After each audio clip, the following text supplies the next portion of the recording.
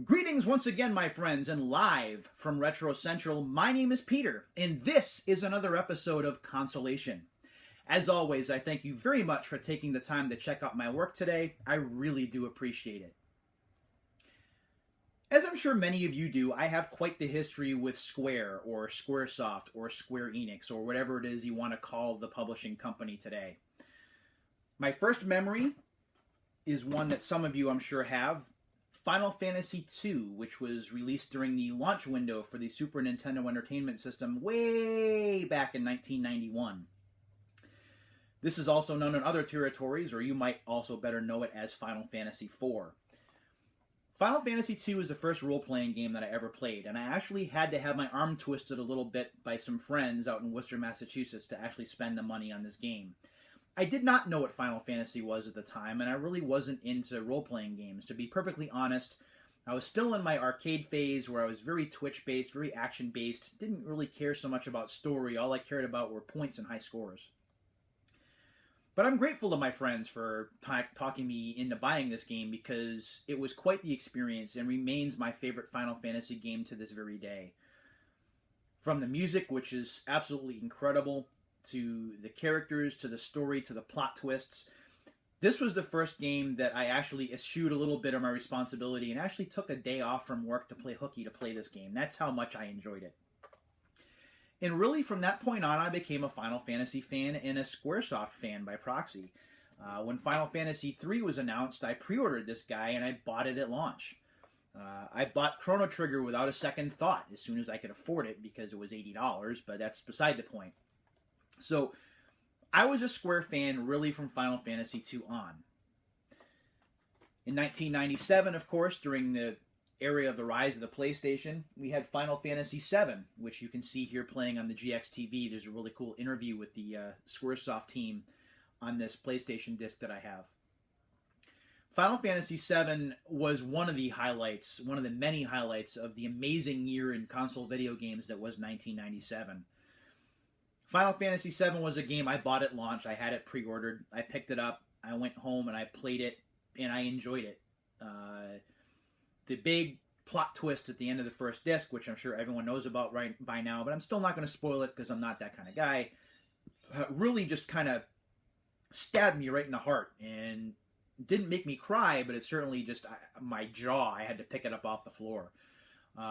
Final Fantasy VII just had that kind of meaning to me. And interestingly enough, that was the game that really made Final Fantasy mainstream. That combined with the rising popularity of the PlayStation, Final Fantasy just became a household name and not something you just kind of played on your Super Nintendo if you were a nerdy kid. It was mainstream. It was popular. It was a series that people wanted to play. And happily for me, it made the games, the older games in the series, more playable and more interesting. People wanted to check them out. So I could have conversations with friends and with other people about Final Fantasy games, whereas I really couldn't in years past. Of course, in 1999, as you can see on the whiteboard, we had this abomination. I'm not going to get into details as to why I cannot stand this game. I will just say on the record that junctioning and drawing spells and no leveling up, and no. This did not feel like a Final Fantasy game for me, and the only saving grace to Final Fantasy VIII was that it came out on the same day that the Dreamcast came out, so I really didn't have time to play Final Fantasy VIII because I was too busy with my Dreamcast, so this game just kind of sat on my shelf until I got rid of the original copy. I got a good deal on this last year, even though it's a greatest hits version, and I just got it for completion purposes, that's it. So, in 1999, my faith in Square kind of got dinged a little bit. But then came 2000, and the subject of today's episode, the summer of Square. And really it extended to almost a full year. Square killed it in 2000, and I don't mean that killed as in badly, like gruesome. I killed it as in just absolutely brought the noise in 2000. It started with Vagrant Story. Vagrant Story came out in the spring of 2000, and this game was, the setting in this game was just so cool, and it was so stylized that it was hard not to be interested in it. And it wasn't your typical role-playing game with this turn-based kind of battle style. There were more timing elements involved. There were more puzzle solving elements involved. There was a scoring element that you were judged based on how strong your combat skills were.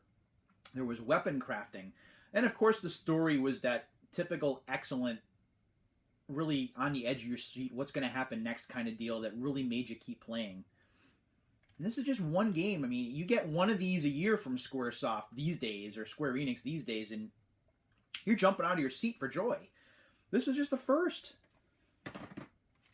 Then you had Legend of Mana, a sequel of sorts to Secret of Mana from 1993, I think, if I remember the year right. We had been waiting for a long time for something else in the Mana universe, and we finally got it, and this game is great.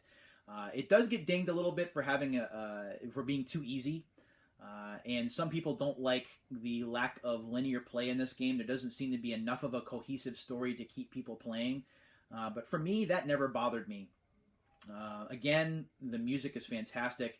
If you're not sure what I'm talking about, just watch the intro to this game. Look it up on YouTube after you watch this video, and you'll see what I mean. It is great, great stuff. The hand-drawn graphics are very pretty. And to me, I mean, the game is just fun to play. A game does not have to be balls-to-the-wall difficult, to me, personally, to be enjoyable. And that's one of the reasons why I like this game. So you had Vagrant Story. You had Legend of Mana. You had a game called Threads of Fate, which I don't have in my library currently because it's expensive, which is also an interesting action RPG kind of thing. That also came out during 2000. What else came out in 2000? Oh, I don't know. Chrono Cross, maybe? Chrono Cross, the long-awaited sequel, kind of, sort of sorts, to Chrono Trigger from 1995, revisiting that world for the first time. People were really, really excited about this game, and I was one of them. In fact, just to show you how excited about the game I was, not only did I buy the game at launch, here is my original strategy guide right here. The really cool iridescent effect on the front there. Got this from EB Games back in August of 2000.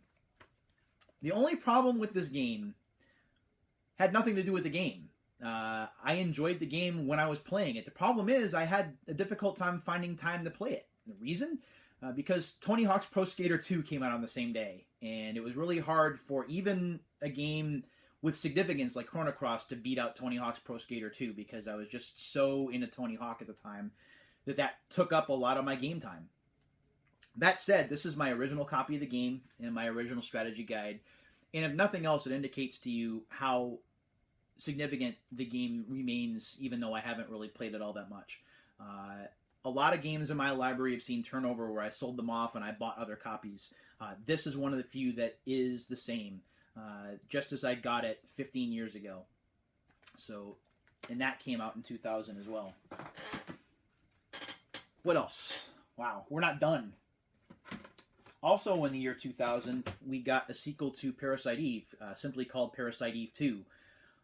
Parasite Eve was a game that I played when I first started working for Funcoland in 1998, and I really didn't get into it too much, but I liked the atmosphere, I liked the characters, and I liked how it wasn't your typical RPG. It was a bit more gritty. The subject matter was different. It was a little bit more sci-fi, and it was a completely different series than a Final Fantasy or anything like that. This was, to me at least, it was original. And Parasite Eve attempted to build on that, at least building on the characters and the setup. This game wasn't as well received as the first Parasite Eve was, and unfortunately I don't have my own opinion on it because I haven't had a chance to play it yet. But still, this came out in 2000 as well. So we are up to, including Threads of Fate, 1, 2, 3, 4, 5. So 5 games already. And then, of course, we can't forget about Final Fantasy IX. The game that convinced me that Final Fantasy VIII was an aberration and that I could continue to be a Final Fantasy fan because they weren't going to screw it up twice in a row. And they didn't. This game is a callback to the earlier Final Fantasy games with battling for crystals and your typical ATB battle system, which I appreciated the familiarity of such. I like the character designs. The soundtrack, to me, was a little bit lesser than earlier Final Fantasy games, but still had different kinds of influences to it, which is perfectly fine. yeah, this game, after Final Fantasy VIII and the bad taste it left in my mouth, kind of washed that out and made me feel better about the series. And that was important because then it led to my getting Final Fantasy X at launch back in 2001. And then, well, after those games, well, you know what happened. I mean, you had Final Fantasy X-2, which was okay, I guess. And then Final Fantasy XI, which was an MMO, which I really didn't care about. And then speaking of MMOs, we had the travesty that is Final Fantasy XII, which I could not stand because it just changed too much for the sake of change. And then the Final Fantasy 13 and 13-2, and I don't even know why I own those games, but so my Final Fantasy fandom is kind of dead now. Square Enix has done a pretty good job of making me think that Final Fantasy, the way that I envision it, the way that I enjoyed it, is pretty much gone. But for that glimpse, that segment of time, that 6 to 8 month period in 2000, the summer of Square, Squaresoft could not be touched. They produced game after game after game. Almost all of them received really strong critical acclaim, and it's a testament to the fact that I spent the money to put these games back in my library after not having them, because they're that good and they're that worth playing again, whether it's in their original forms or playing on your PlayStation 3 via the PlayStation Store. It's a strong lineup and certainly a testament to what Squaresoft could do when they were focused and had the pedal to the metal. So that's a look back at the summer of Square and Square in general. I hope that you enjoyed it. Enough with the Final Fantasy VIII thoughts. I'm not going to let that spoil my day. How about you? Do you remember this summer of Square back in 2000? What games did you buy?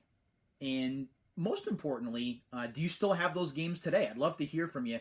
Drop me a line in the comments below, or you can catch me on Twitter @PeteScarrett. Until the next video, which will be next week, thanks as always for watching, and until that next time comes, take care, everybody.